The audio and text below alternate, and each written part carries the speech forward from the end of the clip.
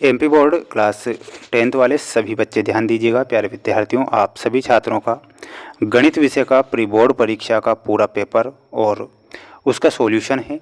अगर आप इस प्रश्न पत्र को पढ़ते हैं और याद करते हैं तो मैं आपसे इतना ज़रूर कहूँगा कि प्यारे विद्यार्थियों, 100 में से आपका 95% जो पेपर है वो यहीं से आएगा। इसलिए आप पूरा पेपर ध्यान से देख लीजिए, क्योंकि पेपर आपकी परीक्षा में ये पूरा का पूरा छपने वाला है। इसलिए पूरा पेपर ध्यान से देखना है।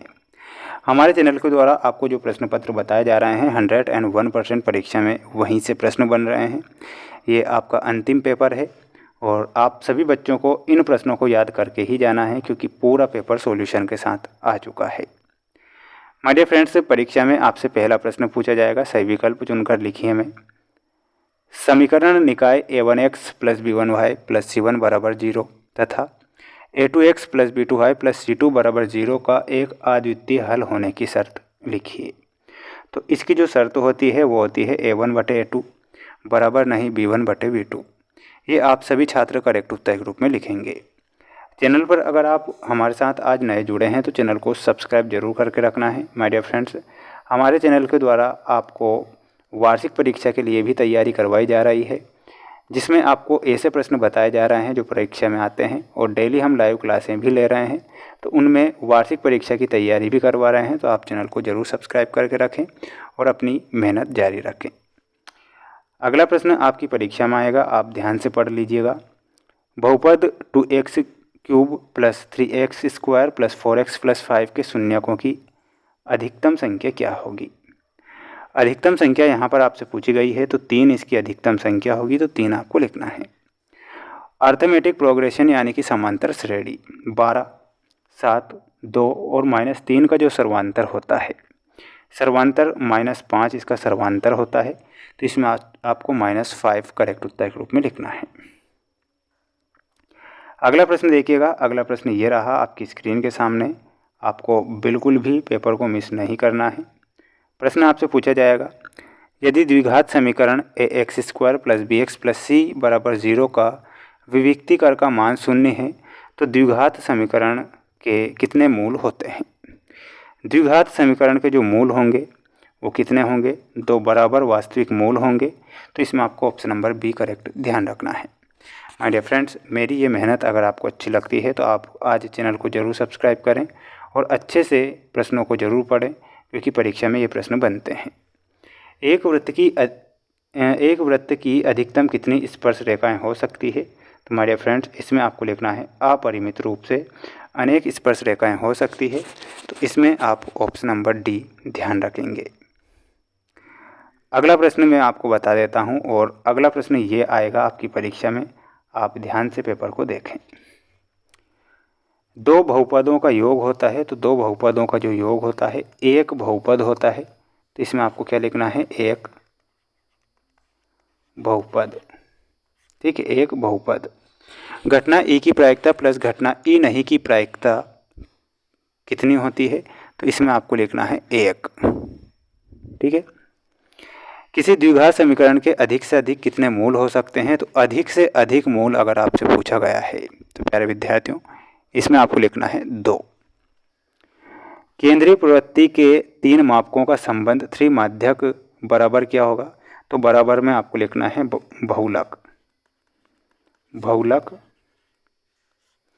+2 माध्य। सभी वर्ग होते हैं, तो सभी वर्ग जो होते हैं समरूप सभी वर्ग होते हैं। इसमें आपको समरूप लिखना है। ठीक है, तो पढ़ लीजिए, अच्छे से याद कर लीजिए। चैनल पर अगर आप हमारे साथ नए जुड़े हैं तो आप चैनल को ज़रूर सब्सक्राइब कर लीजिएगा। वार्षिक परीक्षा तक के लिए मैं आपसे वादा कर रहा हूं कि पेपर आपको वार्षिक परीक्षा में भी बताऊंगा। करनी 5 एक अपरिमेय संख्या है, तो इसमें आपको सत्य लिखना है, यानी कि राइट। भाई बिंदु से किसी वृत्त पर खींची गई दोनों स्पर्श रेखाओं की लंबाइयाँ समान होती है। तो ये भी आपका क्या हो जाएगा, सत्य हो जाएगा। 2 दिया गया है, 4, 8 और 16।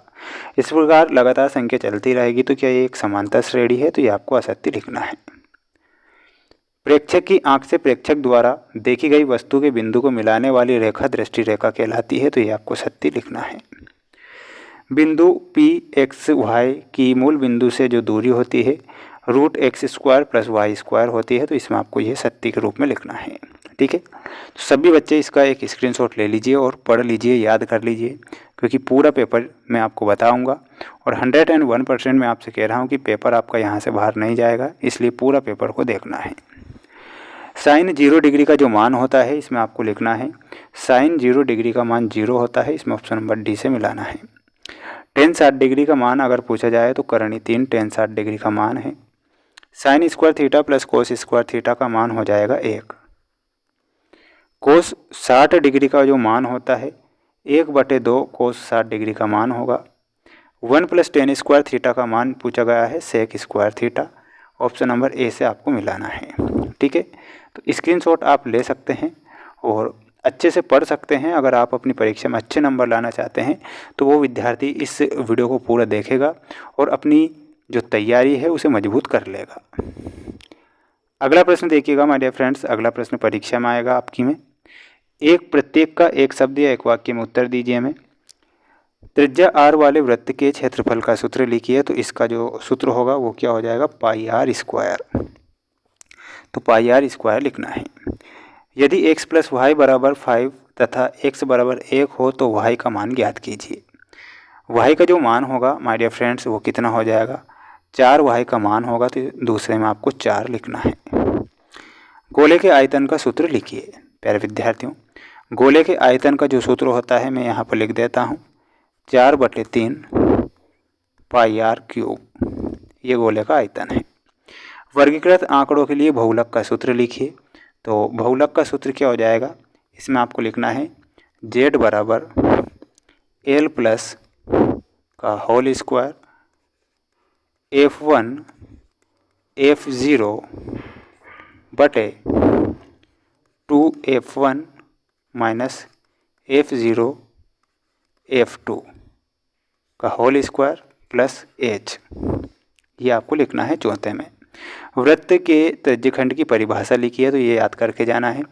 वृत्तीय क्षेत्र का वह भाग, सुनिएगा, वृत्तीय क्षेत्र का वह भाग जो दो त्रिज्याओं और संगत चाप से घिरा होता है वृत्त का त्रिज्यखंड कहलाता है। ये आपको लिखना है। सभी छात्र वीडियो को लाइक ज़रूर कर दीजिएगा। वार्षिक परीक्षा के लिए भी हम आपको क्वेश्चन बताएंगे जो परीक्षा में बनते हैं, तो सभी छात्र वीडियो को लाइक ज़रूर करें। अगला प्रश्न परीक्षा में आएगा, वो ध्यान से देखें। संख्या 140 को अभाज्य गुणनखंडों के गुणनफल के रूप में व्यक्त हमें करना है। 2 नंबर में प्रश्न आएगा। अथवा में आपसे प्रश्न दिया जाएगा संख्या 8, 9, 25 का अभाज्य गुणनखंड विधि से एलसीएम ज्ञात हमें करना है। किस विधि से, अभाज्य गुणनखंड विधि से। ठीक है, ये आपको लिखना है। एक बार सभी बच्चे वीडियो को लाइक कर दें और चैनल पर नए हैं तो चैनल को सब्सक्राइब जरूर कर लीजिएगा। वार्षिक परीक्षा के लिए मैंने आपसे वादा किया है कि वार्षिक परीक्षा में भी आपको प्रश्न पत्र बताऊंगा, लेकिन मेरे द्वारा किसी प्रकार से रियल या वायरल नहीं बताया जाएगा।